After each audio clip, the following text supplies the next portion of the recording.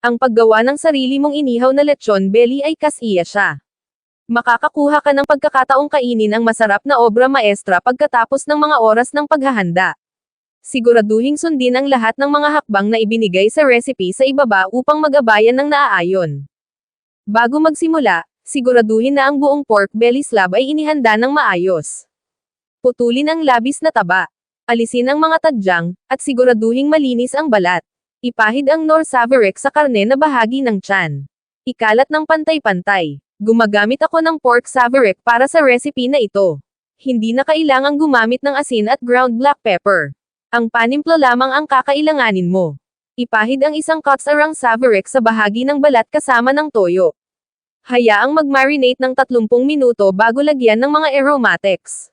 Gumagamit ako ng mga sumusunod na sangkap upang palaman ang tiyan ng baboy. Tanglad, dahon ng tanglad. Pulang sibuyas. Scallion, dahon ng sibuyas. Bawang. Hiwain o i-chop lang ang mga sangkap sa itaas at ilagay sa ibabaw ng karne na bahagi ng tiyan. I-roll ang tiyan at i-secure gamit ang kitchen twine. Napupunta ito sa oven ng humigit kumulang 3 oras at 45 minuto.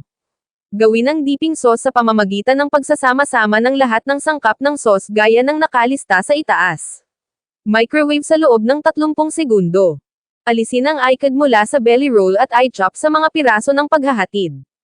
Ihain na may kasamang spicy vinegar dip. Ibahagi at magsaya.